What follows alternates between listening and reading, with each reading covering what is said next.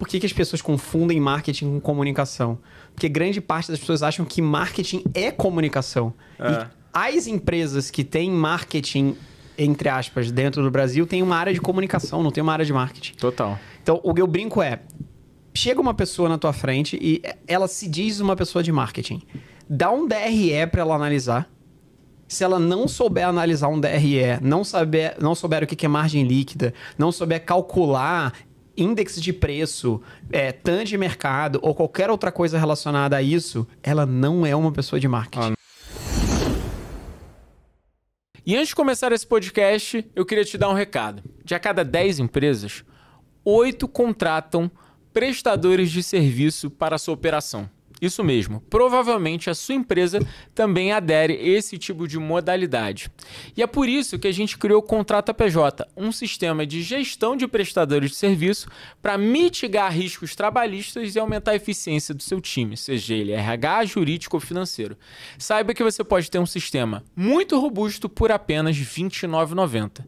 Isso mesmo. A partir de R$ 29,90 você já tem acesso a esse sistema que pode mudar o jogo do seu negócio.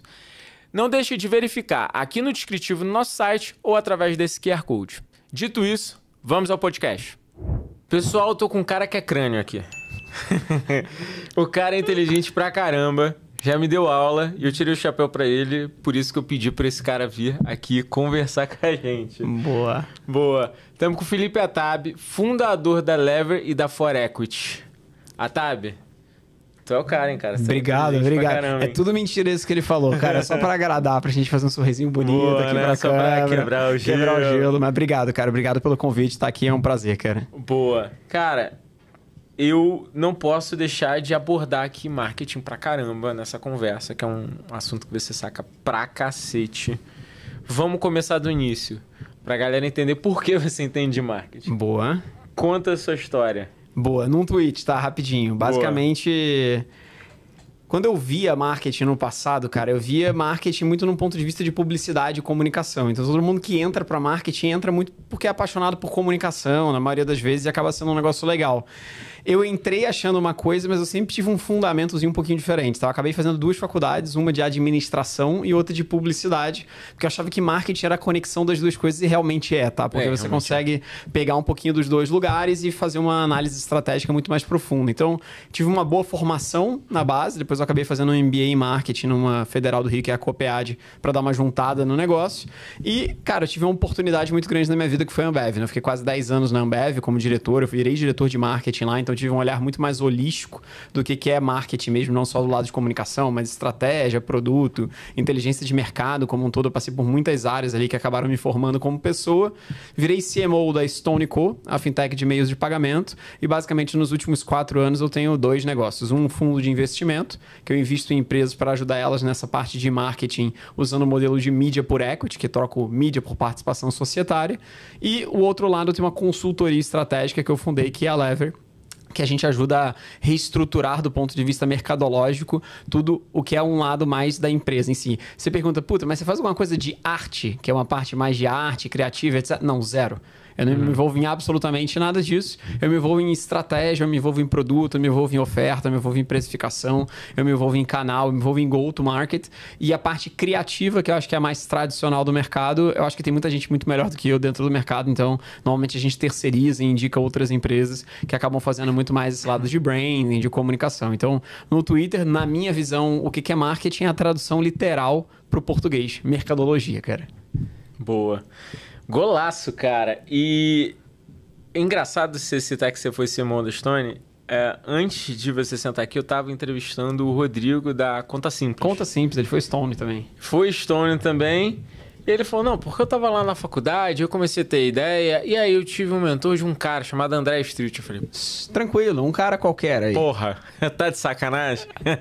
Ele, mas não era nada disso. Eu falei, mas ele já tinha vendido a Braspag, o cara já era bom. Exato. Cara, você passou por 2 escolas que são bizarras, né? Sim. Assim, a Stone, ela alavancou o que todo mundo dizia que era impossível. Total. E a Ambev também cresceu de uma forma, conquistou o mundo de uma forma que todo mundo dizia que era impossível, ainda mais de uma empresa brasileira. Total. Então, assim, ela... Se eu não me engano, a Ambev, a ABI, né? Que é a Ambev fora do país, detém 33% do market share de cerveja global. Global. Então, assim, é um negócio surrealmente gigantesco. E é brasileira. E é brasileira. Assim, brigou com a americana. Enfim. Comprou a americana, na verdade. Comprou a número 1, que era a Budweiser, agora comprou a número 2, que é a Sab Miller, e virou tudo Ambev, cara. Então, assim, a número 2 hoje do mercado é insignificante versus a Ambev. Eu brinco que Heineken, que seria a segunda colocada no mundo inteiro, é menor do que a Ambev Brasil. É bizarro, né? É bizarro. Bizarro. Cara, a Ambev é bizarro. Qual foi o principal aprendizado? Se você... Vários, né? Mas Cara, cultura. 100%, cultura. Tanto do lado da Stone. Eu vivi pouco tempo na Stone, então eu fiquei 1 ano e 4 meses só na Stone. Eu brinco que a minha escola mesmo foi a Ambev, né? Que eu fiquei 10 anos lá como um todo. Mas a Stone me ensinou a ser empreendedor, de verdade. Assim, acho que a Ambev me ensinou a ser alinhado e sócio culturalmente com o negócio, e a Stone me ensinou a ser empreendedor real, assim, tirar aquelas amarras, tirar ego, enfim, olhar um ponto de vista muito diferente de tudo que é modelo de negócio no mundo. O que eu acho que as duas empresas são muito boas, são de cultura. Acho que as duas são fenomenais em cultura, formam muita gente da base, contratam pouca gente vindo do mercado para cargos muito altos como um todo. Eles formam muito mais do que contratam de fora. Valorizam essas pessoas do ponto de vista de partnership. Então, tem um mundo de societário muito grande dentro das duas, o que causa uma longevidade muito grande, né, dentro das próprias operações. Pouca gente olha para o lado ou olha para outros lugares querendo sair, porque é muito bom estar dentro de lugares onde te valorizam muito e você forma patrimônio e forma tudo. Mas, para mim, o mais legal das duas operações de maneira muito profunda é, cara, cultura, assim. A cultura forma o que... Tem aquela fase, né? Que a execução come a estratégia no café da manhã. Sim. Eu brinco que a cultura come as duas em qualquer lugar, entendeu? Então, assim, basicamente, se você não tem pessoas alinhadas culturalmente com o que você quer, você pode ser um bom executor, você pode ser um ótimo estrategista, não adianta. Provavelmente você vai ter um conflito de interesse em algum momento com essas pessoas, seja no curto prazo, seja no longo prazo. Cultura é você falar 10 anos de Ambev, talvez eu seja uma das poucas pessoas que ficou, porque é pouco tempo. Tem gente em 25 anos, tem gente que tem 30, tem gente que tem muito mais tempo do que isso, e todo mundo muito feliz com construção de patrimônio e vivendo uma vida muito, muito legal como um todo. Então, o que eu brinco, assim, negócios em geral, na minha visão, acho que eu escutei o Benchmall há umas 2, 3 semanas atrás falando sobre isso. Benchmall falou a mesma coisa. Cara, a XP nada mais é do que formação de cultura, de pessoas alinhadas com, basicamente, incentivos legais de longo prazo e que trazem muito benefício e são premiadas dentro desse lado. Então, cara, se eu pego Ambev, que é uma empresa de bebidas, se eu pego a Stone, que é uma instituição de pagamentos, agora instituição financeira, se eu pego uma XP que começou lá como assessoria, corretora e agora instituição financeira também, todas elas têm algo muito em comum, apesar de estarem em segmentos diferentes. Tudo bem que é a mesma base, talvez, do mercado financeiro, né? Porque você tem o 3G, garantia, etc., por trás ali da Ambev e de outros negócios também, mas quando você olha, acho que o mercado financeiro forma uma lógica de cultura, de sociedade, uma cultura de hard working, uma cultura de ser acima da média na maioria das vezes, que é muito legal. Então, talvez o maior aprendizado que eu tenha hoje dentro das minhas empresas, dentro das empresas de advisor, que eu sou envolvido, etc., o que faz a diferença entre empresas que são realmente vencedoras das que não são é a cultura que eles conseguem criar do corpo que está realmente liderando a empresa, cara. Foda. Muito bom. Eu queria escutar um pouco da tua vivência de Ambev, porque eu acho que é uma coisa muito rica, né? Você comentou, por exemplo, das campanhas que você fazia, das coisas que rolavam lá. Qual foi a campanha mais emblemática que você fez na Ambev? Eu vou te dar a resposta, mas depois eu vou mudar e dar uma vírgula a mais na resposta, tá? Acho que a campanha mais emblemática foram as coisas na época da pandemia. Então, assim, tiveram coisas muito legais que a gente fez na pandemia, seja o negócio das lives, que a gente construiu. Assim, a primeira live do Brasil que deu uma explodida foi a live do Gustavo Lima, né? E aquilo lá foi um contrato nosso de Boêmia com ele, que a gente tinha feito um contrato em novembro de 2019 de 12 milhões de reais e que no final era para fazer 40 shows juntos. E que estourou a pandemia e o negócio não existiu. Então a gente meio que deu a ideia, eu tenho um WhatsAppzinho lá de pô, Gustavo, por que a gente não faz não chamava live, por que a gente não faz um evento gravado na sua casa, transmitido por todo o Brasil, por YouTube, e puta, vai fazer o Boteco Boêmia, que era o nome do evento que a gente tinha dado, porque ele tem um evento chamado Boteco, só que da casa dele. E foi uma explosão, né, cara? 750 mil pessoas simultâneas. Foi bizarro. Bateu todos os recordes do mundo, um negócio bizarro. E depois Brahma veio, enfim, com um caminhão de dinheiro 70 mil vezes maior do que o de Boêmia e fez todas as lives do Brasil de maneira muito mais emblemática. Então, esse foi muito legal. Não é bem uma campanha, mas foi uma ativação boa que trouxe um retorno em termos de... retorno de investimento muito bom. Acho que em termos de exposição e imagem, os 12 milhões nem se compara, né? A gente fala em CPM, né, algumas das vezes, para tentar justificar investimentos de topo de funil.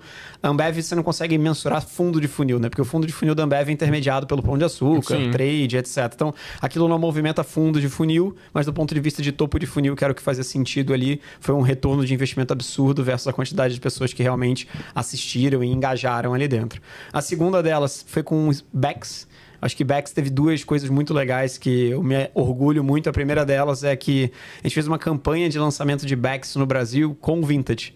E foi uma live também. Então a gente fez pegou a ponte estaiada aqui em São Paulo, subiu um palco a 50 metros de altura e o Vintage fez uma live a 50 metros de altura, lançando meio que Bex aqui no Brasil também. Foi um negócio surreal, deu um training topic global durante 7 horas consecutivas. Então foi um negócio bizarro em termos de tamanho. E assim, para o investimento desproporcional, porque no final fazer aquilo é caro, não é barato, não é qualquer empresa que conseguiria, é um investimento de quase 750 mil, mas do ponto de vista de Ambev, que tem um orçamento bilionário, é insignificante os 750 mil de investimento ali. Então aquilo trouxe um retorno enorme e tiveram outras campanhas que a gente fez também super legais, ganhou Cannes, ganhou o prêmio EF. Eu joguei a maioria dos prêmios de publicidade brasileiras, mas eu vi que, puta, isso é basicamente ego, tá? Assim, de verdade. Olhando de um ponto de vista mais macro, é incrível, mas marca, quando a gente fala em marca, indo mais para esse lado de arte, tem um negócio chamado delta tempo, cara. Não adianta a quantidade de coisas que você faça, existe um negócio que é o tempo da adoção do consumidor e o quanto você fica ali. Então, marca, eu digo, bem construída estatisticamente, quando você pega alguns venture studios internacionais ou até casas de marca como Country Bop, entre outras, marca se constrói em 7 anos. Se você fez algo antes de 7 anos, provavelmente foi um efeito de causalidade que você fez ali, ou você tinha dinheiro infinito. Para basicamente queimar muita margem e não ligar tanto para o P&L da marca e falar, cara, eu vou zerar esse P&L aqui, vou dar prejuízo e vou construir marca mais rápida do que dos 7 anos, porque basicamente é delta tempo. Então, do ponto de vista de comunicação, talvez essas sejam as campanhas mais legais. Tiveram outras menores, outras da Stone, entre outras coisas legais, mas na média o que eu me orgulho mais é de ter construído Spaten, cara. Spaten era uma cerveja que na época a Ambev queria trazer uma outra cerveja do portfólio dela mundial para o Brasil, chamada Presidente, que era uma cerveja da República Dominicana. Ah, eu sei. E aí, eu fui lá. Exato. O CEO da empresa queria ter uma marca de combate verde para fazer ativações ali dentro, legais, etc. Ele queria trazer Presidente. Eu consegui convencer a ele que não fazia tanto sentido assim. A gente lançou 3 MVPs dentro. Um em Curitiba, um em Campinas, aqui, em outro em Goiânia. A gente trouxe 3 marcas. A gente trouxe modelo do México para Goiânia. A gente trouxe Spaten da Alemanha, que a gente mudou completamente embalagem, rótulo, posicionamento e etc. para Campinas. E a gente trouxe Andes, que era uma cerveja da Argentina, para Santa Catarina, ali para tentar operar um pouquinho e entender melhor. Fizemos a POC, basicamente o que fez a diferença para a gente tomar a decisão de escalar Spaten foi recompra, cara. Acho que a lógica de recompra é uma das lógicas mais importantes do ponto de vista mercadológico. Sim. Porque você tem o LTV real dentro da operação com a recompra, porque senão vira simplesmente um business de aquisição. E business de aquisição ele tende a ser muito capital intensivo, porque você tem que adquirir novas pessoas o tempo inteiro. Você não tem a recompra dentro de uma operação, seja de um SaaS, seja de uma consultoria, seja de uma bebida, ou seja de qualquer outra coisa. Você vai ter um esforço muito maior para adquirir um novo cliente, não necessariamente o mesmo cliente volta. Então, essa lógica de recompra, a gente teve recompra de 90% em Spaten num período de 3 meses. A Modelo, que é uma cerveja incrível do México, maravilhosa, deu 30%. E Andes, que é uma cerveja legal da Argentina, deu 12%. Então, assim, não tinha nem como não escalar, a gente escalou basicamente o produto inteiro. Eu fiz toda a lógica de construção da marca, posicionamento, preço, go-to-market, validação do MVP. Quando foi o início da escala, eu fui convidado para virar CMO da Stone. Então, eu acabei saindo de lá. Eu não surfei, teoricamente, todo o restante, mas eu olho a marca hoje, cara, aquilo foi o fundamento de criar do zero. Do zero mesmo, assim, de mudar absolutamente tudo, fazer os fundamentos de marca, fazer o fundamento mercadológico do negócio. E hoje, se eu não me engano, é uma empresa de 2 bi sozinha. Assim, só a Spaten deve faturar uns 2 bi da Ambev. Eu fui para uma ativação quando a Spaten começou. Eu acho que estava começando. Quando lançou exatamente assim? A gente fez o teste MVP em 2021. De 20 para 21 e 21 deu uma escaladinha um pouquinho maior. Eu fui pro maior Oktoberfest. Já era escalado. Já era a escala. Eu tinha sido pouco impactado pela Spaten e eu fui pro maior Oktoberfest Minha mulher. É só pra você entender por que o Oktoberfest. A Spaten é a maior patrocinadora do Oktoberfest da Alemanha. Sempre foi durante a histórico inteira. Então, quando eles trouxeram ela pro Brasil, aí a gente patrocinou todos os Oktoberfests aqui do Brasil também. Ah, faz total sentido. E aí eu nunca tinha ouvido falar, assim, pelo menos não tinha me aguçado a marca Spaten. Eu entrei, camarote Spaten, tudo Spaten. E essas ativações são muito boas para a marca, né? Porque você entra num espaço desse, o que você bebe? Só tem Spaten. Isso é muito interessante, assim, porque a lógica de fundo de funil, eu brinco que existem funis digitais, existem funis de economia real. A lógica de funil digital, você tem alcance, consideração e depois conversão.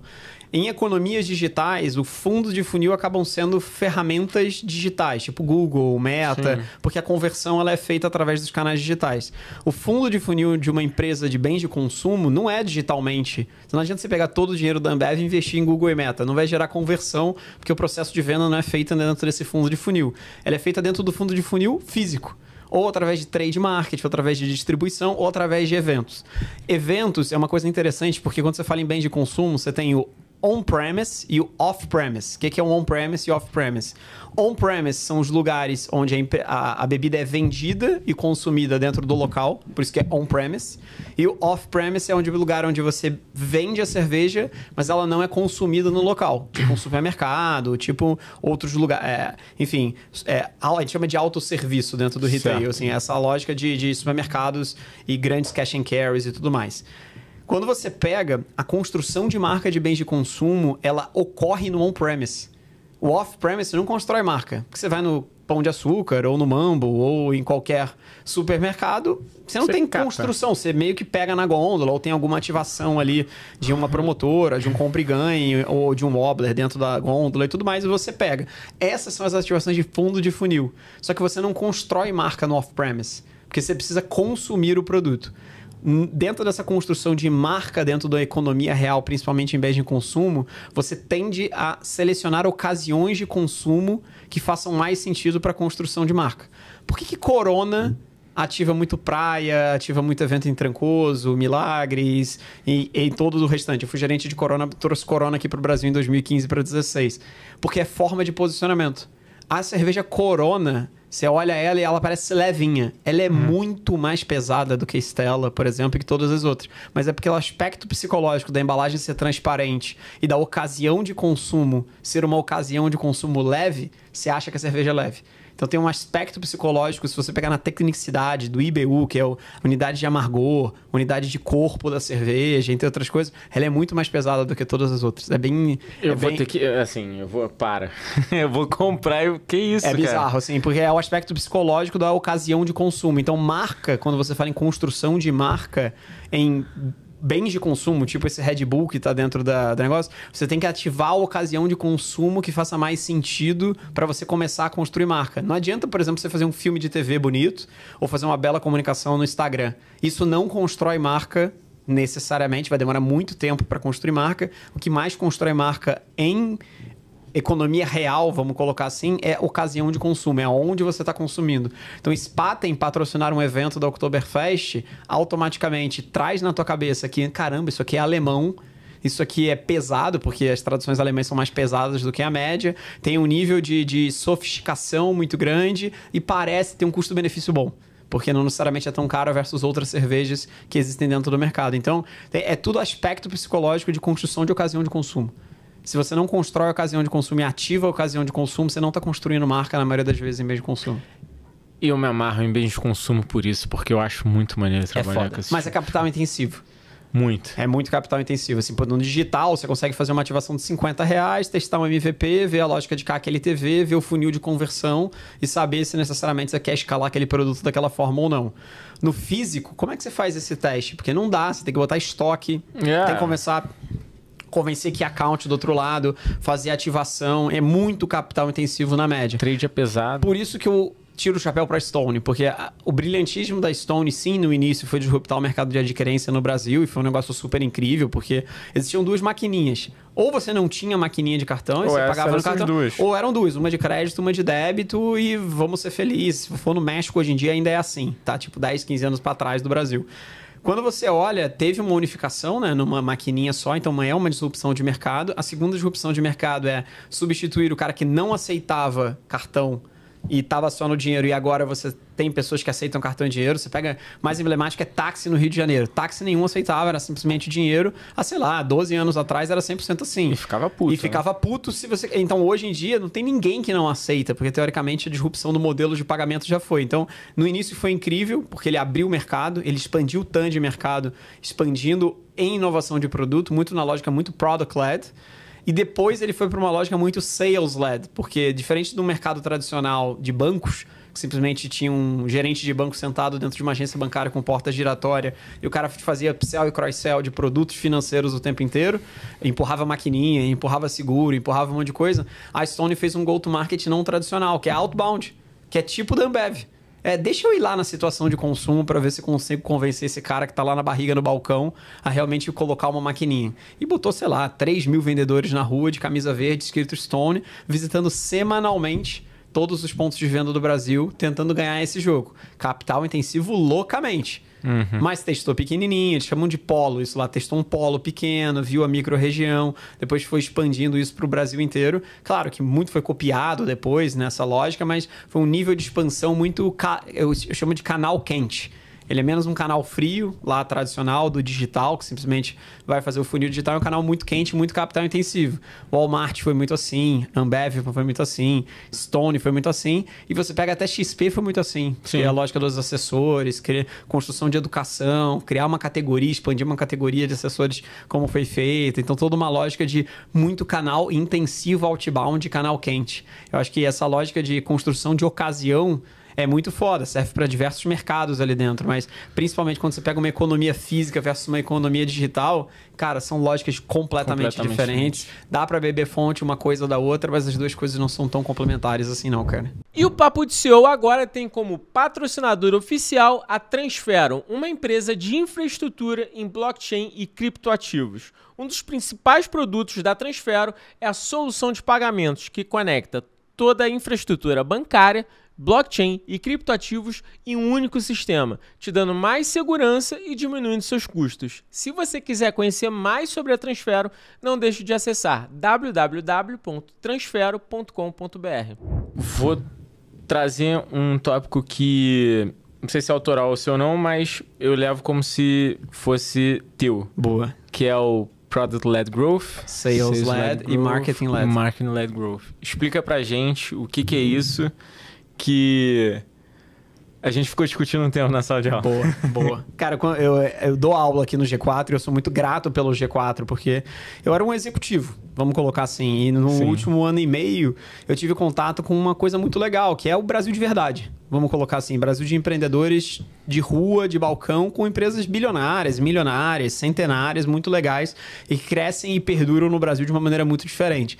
Já tive um contexto muito próximo disso na Stone, para te falar a verdade, né? Porque, enfim, 3 milhões de clientes, são coisas grandes, mas quando você pega os 23 milhões de CNPJs do Brasil, cara, é um mar de gente e muito diverso ali dentro. Tem MEI, que são os 12 milhões, tem pequenas e médias empresas, que é o ICP da Stone, que deve ser uns 8 a 10 milhões. Você tem o middle market, que são empresas de 50 até, sei lá, 500 milhões de faturamento. E você tem as big enterprises, zonas gigantes lá de bi de faturamento para cima, que é muito legal. Eu sempre fui o cara das enterprises. E aí eu vivi um pouco de uma grande enterprise, que é o caso da Stone, mas que tinha um ICP de pequenas e médias. E depois eu tive contato com o G4 e virei mentor do G4. Virando mentor do G4, eu tive contato com muito middle market, muito assim, muitas empresas que realmente são muito legais e que estão espalhadas pelo Brasil inteiro. E eu entendendo, estudando e conversando, eu dou aula, sei lá, mais 2, 3 vezes por semana dentro do G4. São 200 a 300 empresas por semana. Eu comecei a entender que existiam culturas de crescimento muito diferentes. E aí eu falei, cara, será que isso é adaptável a outros segmentos? O que tem de conexão entre elas? O contexto de PLG, que é o Product-Led Growth, se você jogar, existe metodologia PLG. Muitas das empresas até de infoproduto, infoprodutores, etc., usam um modelo PLG ali dentro. Se você pegar a metodologia de Sales-Led Growth, isso é ensinado em Harvard. Tem lá uma metodologia de Sales-Led Growth que você consegue pegar. O que eu fui tentar fazer, que é um pouco autoral dentro desse lado, é beber um pouco de todas as fontes e tentar criar uma metodologia em termos de cultura de crescimento, que é um pouco diferente da lógica que existe no mercado. A lógica que existe no mercado é sobre canal. Sim. Existem canais mais product-led, existem canais mais sales-led, existem canais mais founder-led, marketing-led, etc. E eu não acho que seja uma questão de canal. Eu acho que é uma lógica muito mais de cultura de crescimento da empresa. Existem empresas e culturas de crescimento mais product-led, mais sales-led, mais marketing-led. Exemplo da Stone. A Stone e a Ambev são culturas sales-led. Elas puxam absolutamente tudo. Quem puxa a cultura da empresa é o time de vendas, é o time comercial e todo mundo vai meio que a rebote dessa estrutura inteira. Eu brinco que se você pegar uma área de marketing, uma área de produto e uma área de sales comercial e jogar dentro de uma sala, e você for o tomador de decisão e depois de dar um problema para eles abrir essa porta e perguntar alguma coisa, a primeira pessoa que você vai escutar não é a primeira pessoa que vai falar, mas a primeira pessoa que você realmente vai escutar é a tua cultura de crescimento. E isso é muito fácil de entender, porque tem gente que vai escutar produto. Talvez o cara da NVIDIA escute produto primeiro, não o time comercial e não o time de marketing. Talvez a galera da Ambev escute o time de marketing primeiro e da Stone também. Talvez a turma da Coca-Cola escute necessariamente o time de marketing primeiro. E se você começa a entender metodologicamente, não é uma metodologia, mas eu brinco que eu já validei estatisticamente, porque meu N é grande, né? Já tem 200, 300 empresas que eu faço isso por semana, essa mesma metodologia. Já validei que realmente é uma coisa que faz muito sentido para as empresas e elas conseguem entender melhor, eu brinco, dormir melhor, porque se você é uma empresa product-led, talvez seu time comercial não seja tão grande, você não invista tanto em marketing, você tem um investimento muito grande em produto, e produto é o que faz você crescer. Se você é uma product-led, faça uma máquina de geração de novos produtos, upsell e cross-sell é muito importante para você, talvez seu melhor indicador seja NPS, porque ele precisa ter um NPS muito alto, porque ele atrai novas pessoas o tempo inteiro, é tipo um Dropbox. Ninguém te bateu na tua porta ou fez uma propaganda para você usar a Dropbox. Foi talvez um member get member, ou uma indicação, ou simplesmente você conheceu, usou, fez um freemium e depois você começou a pagar. Então é muito product-led. Quanto mais produtos você lança, mais crescimento você tem. Normalmente, um crescimento mais longevo, tá? Ele não existe uma curva J tão rápida, você vai crescendo de maneira mais linear e sim, em algum momento que você ganha uma escala muito grande, vira uma curva J, mas demora mais tempo. Numa empresa sales-led, você o tempo inteiro está buscando eficiência de canal. É trazer novos canais, não é novos produtos, é novos canais. Quer dizer que eu não ligo para produto? Não, não é isso. Você tem uma área de produto, você tem desenvolvimento de produto, mas o seu desenvolvimento de canal ele é muito mais forte e o objetivo da empresa é venda, venda, venda, venda, venda o tempo inteiro para maximizar o máximo de canais. Normalmente, numa empresa sales-led, você é muito pesado em time comercial. Você tem um ciclo muito rápido de venda, na maioria das vezes, né? Que você tem que girar absolutamente o tempo inteiro. E você tem que entender que você vai crescer mais rápido. Mas a custo de margem, algumas das vezes, a custo de outras coisas, porque você vai acelerar muito mais o canal do que qualquer outra coisa. E provavelmente você vai fazer inovações de canal, tipo o Zé Delivery, da Stone, Bees, entre outras coisas. São lógicas muito mais sales-led do que qualquer outra coisa. E numa empresa marketing-led, provavelmente você vai ter um investimento mercadológico muito maior do que necessariamente um investimento de uma product-led e de uma sales-led. Por quê? Porque você quer construir reputação, você quer construir imagem, você quer construir diferenciação. Você vai vender para o ICP perfeito, você não quer vender para qualquer ICP, porque isso faz diferença do ponto de vista de construção de legado.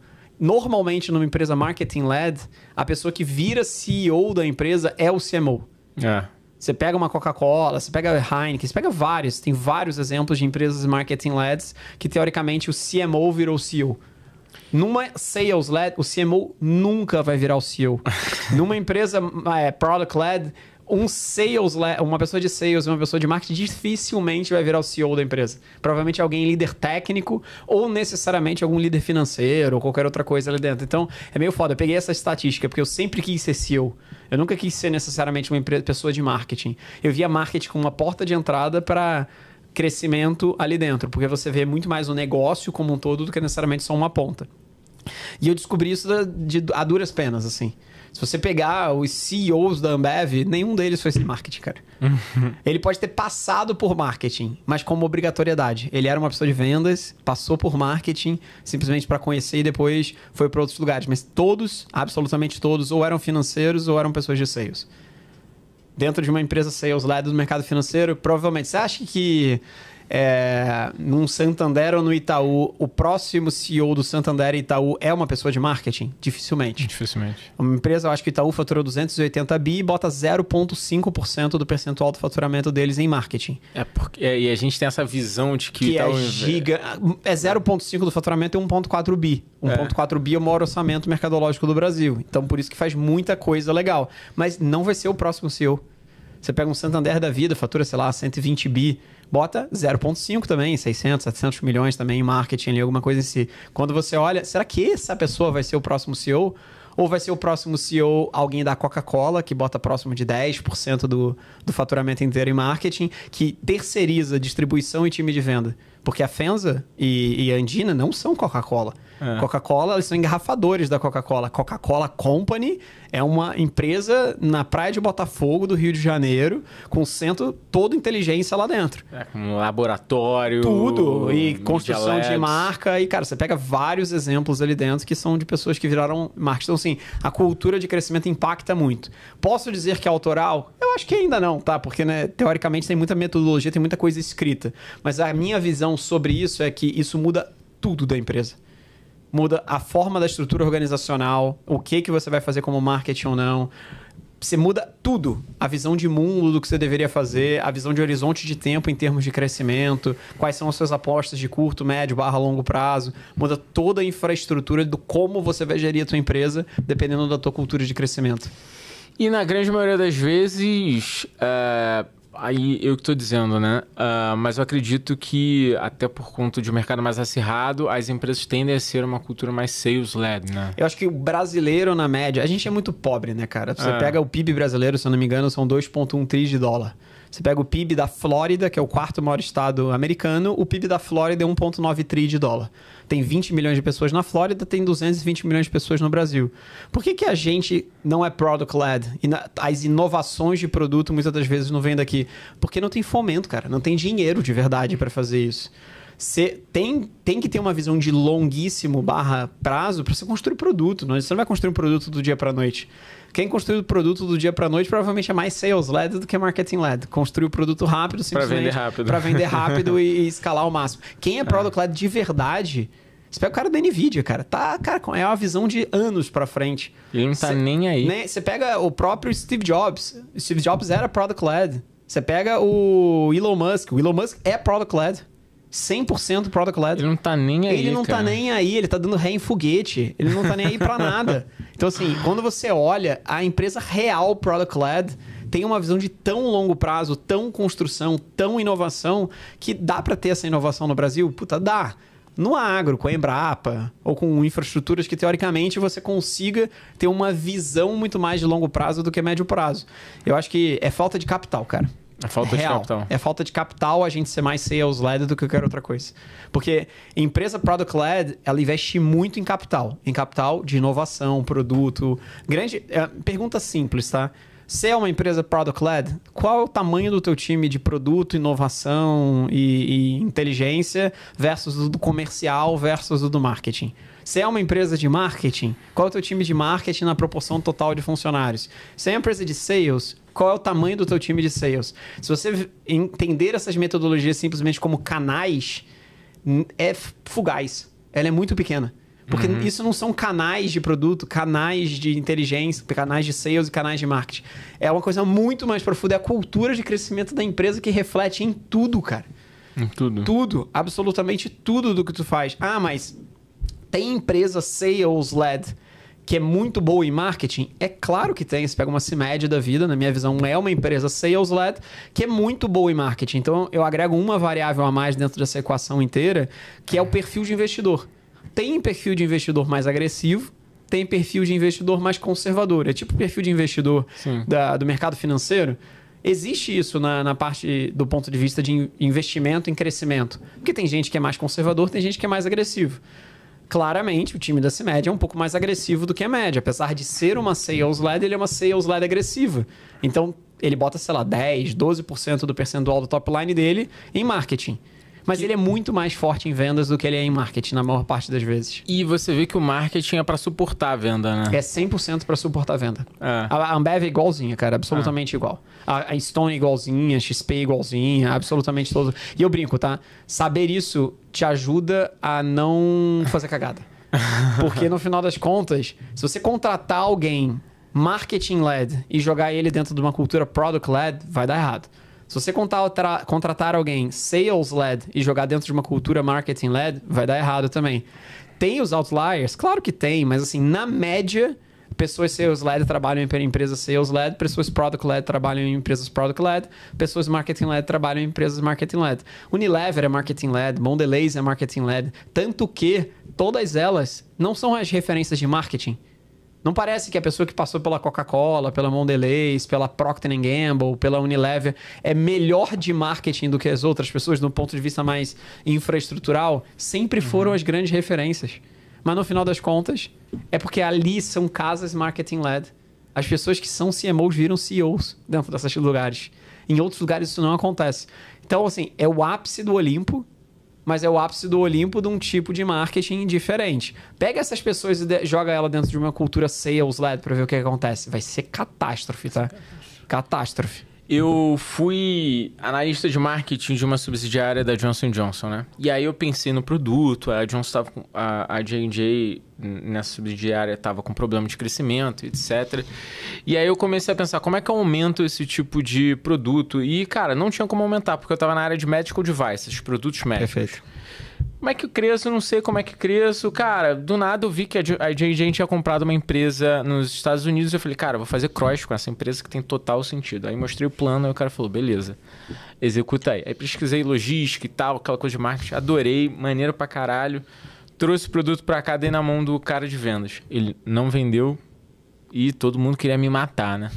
Aí ele me chamou um belo dia e falou, vamos lá comigo conversar com os médicos. Cara, eu fui, vendi, fiz 1 milhão. Assim que eu fiz 1 milhão, eu mudei dentro da empresa. Eu fui promovido em 6 meses. Total.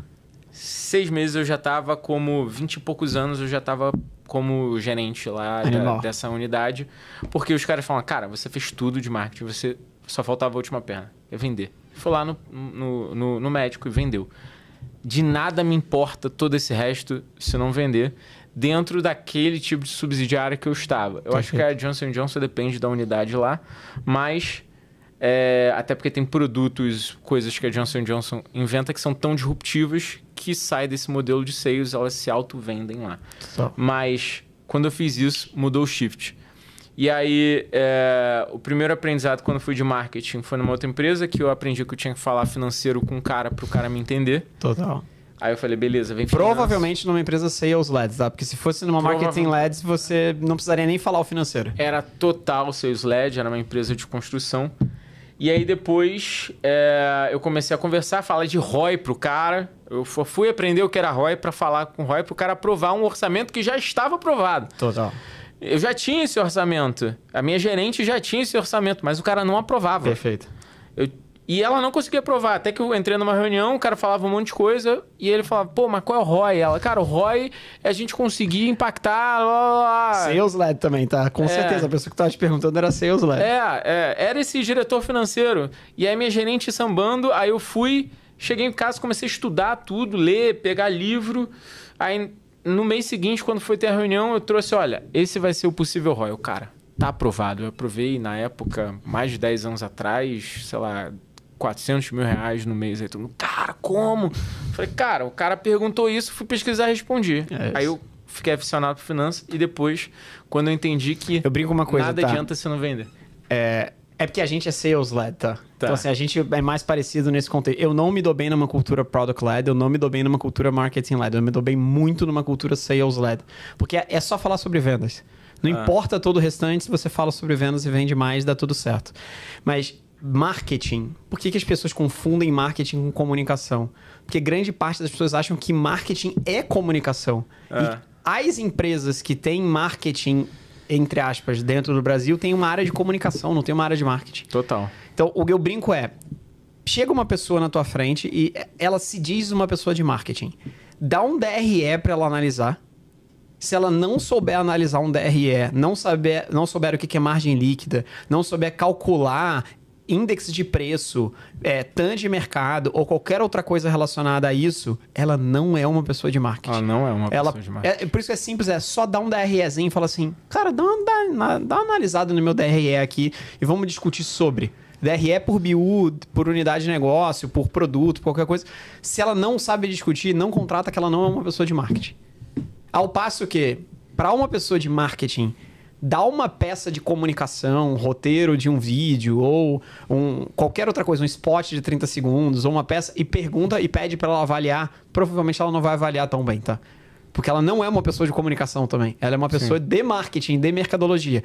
Sim, as coisas se confundem. Se pegar a teoria do Kotler, do Marketing 4.0, você tem o preço, você tem o prazo, você tem promoção, você tem produto. Sim, promoção é o lado mais de comunicação e tudo mais, mas na média... Por que as pessoas têm agência de publicidade? Porque publicidade e comunicação só é core dentro de empresa marketing-led. E nem mesmo dentro dessas empresas marketing-led, as pessoas têm a área de comunicação interna dentro da empresa. Porque a área de criativo, design, mídia, entre outras coisas, são terceirizadas dentro das grandes agências, que são lá 20 grandes no Brasil, que atendem, enfim... 80% do mercado inteiro dentro do Brasil. Porque terceirizar isso não é core para quase ninguém. Só para os marketing leads, na maioria das vezes. E marketing de verdade, que é mercadologia de maneira mais profunda, é core para 100% das empresas. E como é core para 100% das empresas, normalmente a pessoa de marketing de uma empresa pequena é a pessoa que mais entende da parte mercadológica daquele negócio. Normalmente é o CEO. Sim. E aí ele tenta contratar um CMO, e aí ele acha que está contratando uma pessoa de marketing, mas na verdade é de comunicação. E comunicação não necessariamente é uma lever, por isso que minha empresa se chama lever, de alavanca. Não é uma alavanca para grande parte dos negócios. Perfeito. Eu sou formado em comunicação e sou professor de MBA de marketing, apesar de olhar um pouco mais do ponto de vista de gestão. E quando eu terminei a faculdade de comunicação, a primeira coisa que eu fiz foi fazer uma faculdade de contabilidade. Exato, tá perfeito. Porque é muito raso, é muito básico. E eu fiz o MBA lá fora, na Califórnia. Eu não acho que seja raso e básico. Eu acho que é arte. E arte é juízo de valor, cara. Tem gente que vai gostar, tem gente que não vai gostar. Tipo, que valor tem a Mona Lisa? Cara, a gente deu valor àquilo. Aquilo não tem valor. É um papel num quadrozinho pequenininho dentro do Louvre e é isso aí. Que alguém disse que é um autorretrato. É isso, no final das contas. É isso. Então, assim, o ponto de vista tangível que uma pessoa sales-led normalmente busca, a gente não busca coisas tangíveis dentro da arte. Porque a gente não acha que a arte não é tangível. Então, tem essa dificuldade de aprofundar, né? A gente acha que é pouco profundo pra gente justificar aquele valor. Total. Mas, indo além um pouco do que você disse, quando eu fui lá fora, eu comecei a ver que, cara, marketing era de fato mercadologia. E o que a gente estuda aqui não é mercadologia. Não, é 100% comunicação. É 100% comunicação. E essa comunicação, da forma que as pessoas são formadas, cria uma esquizofrenia dentro da empresa. Porque o setor de marketing não faz marketing, ele faz comunicação. O CEO acha que aquilo é marketing, não é marketing. Ele sente falta de alguma coisa que ele não sabe o que é. Ele não sabe o que é. E no final, não se entrega e o setor de marketing é odiado. E no final das contas, ele é odiado por uma coisa que ele nem sabe por que ele é odiado e por que ele está fazendo o que ele está deixando de fazer. Isso é um problema. E é crônico no Brasil. Total. Mas olha que engraçado. Em uma marketing-led... tipo uma Coca-Cola, tipo uma Unilever, etc. Comunicação é extremamente relevante. Sim. Mas essas pessoas lá dentro, elas cuidam no DRE, cara. Sim. Você pega uma pessoa da Unilever e pergunta lá, você é um gerente de marca, você olha o DRE completo? Sim, eu olho o DRE completo. Eu olho o produto, distribuição, preço, eu sei quanto que tá dando de bora online. Ela é uma pessoa mercadológica. Na maior parte das vezes, mas a maior parte das pessoas entram pela área de comunicação e se tornam... Cara, eu tenho muito amigo CMO, tá? Tem alguns que são muito engraçados, que falam, caramba, eu virei CMO agora eu tenho que começar a discutir outras coisas que não são comunicação. Cara, eu nem gosto disso. Eu tenho que saber do DRE, eu tenho que saber do resultado da empresa. O CEO, o CFO querem saber como eu tô impactando dentro do negócio. Cara, eu não gosto desse negócio não, cara. E aí, o que a maioria das pessoas fazem? Vão pra agência. É isso. Saem desse mundo corporativo, vão para agências ou criam uma própria agência de publicidade, porque aí joga na zona de conforto e na zona de potência delas, que é a área de comunicação. Esse lado mercadológico, cara, tem poucas pessoas no Brasil que isso é zona de potência, cara. Sim. Pouquíssima gente. E, Pouquíssima gente. novamente, você tem que entender de contabilidade, você tem que entender de finanças, você tem que entender de gestão, você tem que entender do comercial, você tem que entender de pesquisa de mercado, inteligência competitiva, oferta, produto, preço. É meio que genérico do todo. Por isso que, assim, é a parte mais próxima de ser um CEO. Por isso que, papo de CEO, que a gente tá aqui dentro de um podcast super legal. Minha visão, eu amo os CEOs financeiros. Eu amo os CEOs de produto. Eu amo os CEOs que são da área comercial. Mas o CEO, que é formado em mercadologia, ele é um cara mais competente num nível 360, tá? Porque ele pega um pouquinho de tudo. Talvez ele não tenha tanta profundidade financeira, talvez ele não tenha tanto... Mas, assim, é muito engraçado. Pega um CEO financeiro que veio como CFO. Primeira coisa que esse cara faz, corta custo e M&A. Corta custo e M&A, corta custo e M&A, corta custo e M&A. Ele só fica fazendo isso. Absolutamente o tempo inteiro. Você pega um CEO que veio da área de produto. Ele provavelmente não entende tanto de finanças assim, provavelmente ele não entende tanto da área comercial.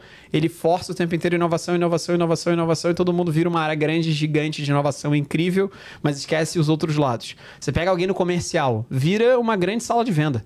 É isso. A empresa vira uma grande sala de venda, batendo bumbo, fazendo reunião lá de venda, diário de venda, semanal de venda, e meio que a empresa inteira vai para isso. Você pega um cara mais de marketing, eu posso dar até um exemplo que eu acho que é super legal. A CEO Brasil hoje da Diageo era CMO.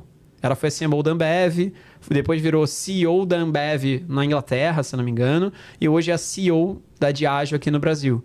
Extremamente competente, chama Paula Lindenberg, é o nome dela. Maravilhosa. Foi minha chefe na época da Ambev. Eu era mais júnior lá dentro, na época ela era CMO, mas tive contato muito com ela. Competente pra caramba. Consegue ter várias zonas ali. E é uma pessoa que veio da área de inteligência de mercado. Maneiro. Ela não necessariamente veio da área de comunicação. Ela passou por comunicação, mas ela é uma pessoa de inteligência de mercado. Cara. Maneiro, maneiro. É um nome bom pra trazer aqui. Aí, sim. Paula, vou te convidar.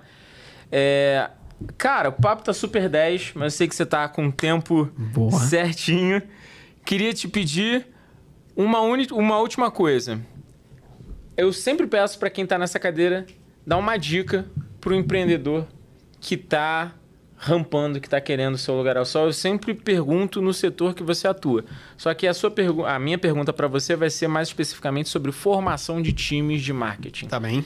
Se esse cara que tá escutando a gente tá no momento de formar ou de reformatar o time de marketing, porque se você pergunta pro seu, como é que tá o seu marketing? Tô reformatando. É a mesma papo. 20% das empresas estão satisfeitas com o próprio marketing. É um dado da McKinsey. Isso. Então, assim, grande parte de quem tá escutando isso não tá satisfeito ou com a agência, que é uma agência de publicidade ou comunicação que a gente considera marketing, e a área de marketing interna, provavelmente ele tá insatisfeito com as pessoas. O que ele precisa fazer para isso melhorar?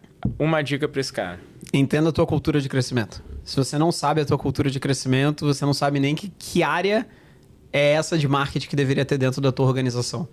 Porque se você é uma product-led, minha visão, você não precisa tanto de área de marketing. Você precisa de uma bela área de produto, contrata poucas pessoas para suportar essa área e tá tudo certo. Se você é uma área de você é uma cultura sales-led, minha sugestão, não tenha um CMO, não tenha uma área de marketing. Engloba tudo isso dentro de uma área comercial muito grande, contrata um CRO, que é um Chief Revenue Officer, que é um cara que vai olhar receita, revenue, e ele vai ver todos ali dentro e talvez tenha uma área de marketing pequenininha reportando ali dentro junto para todo mundo ali dentro. Se você é uma marketing-led, provavelmente você não tem esse problema no marketing. Então, você está feliz ali, olhando, enfim, vendo uma visão de uma maneira muito diferente. Como 90% das empresas que eu tenho contato de middle market são sales-led, minha maior dica para todas as empresas sales-led é unir marketing e vendas dentro de uma área única chamada área comercial. Concordo também e acho que isso é um grande erro quando se divide, principalmente na maioria das empresas que, na sua ótica, são sales-led. É o que eu acabo encontrando também, sabe? E só para finalizar, você me gerou aquela pulguinha na nossa aula, porque essas caixas fizeram muito sentido. Primeiro fez sentido porque eu comecei a perceber que realmente tudo é mais sales-led, tudo bem ser. E segundo, que, cara, você tem que fazer com que as pessoas caibam na caixinha certa. Perfeito. E aceitar isso. E como eu sou 6 LED, a maioria é 6 LED, então eu tô fazendo certo pra encaixar mesmo a galera pra sentar o pau. Exato. Cara, Tab, papo 10, como sempre. Queria muito fazer essa conversa com você. Muito obrigado por você ter topado esse papo conosco. Quer deixar suas redes sociais? Seu Basicamente, Instagram? meu nome, sobrenome, Felipe Atab. Atab é com H, né? H-A-T-A-B. Tanto no Instagram quanto no LinkedIn. Se quiser me seguir, se quiser me mandar mensagem, eu sempre falo isso em podcast. Se quiser me mandar mensagem, eu respondo real, sou eu respondendo. Não tem time de social, não tem nada. E vai ser um prazer a gente bater um papo e ajudar vocês dentro da empresa, cara. Boa. Eu, Idem, Dario _ Pérez, no LinkedIn e Instagram. Não deixe de curtir e compartilhar esse podcast para levar a palavra para mais pessoas. Quase que eu esquecendo o seu presente. Pô, obrigado, cara. De novo.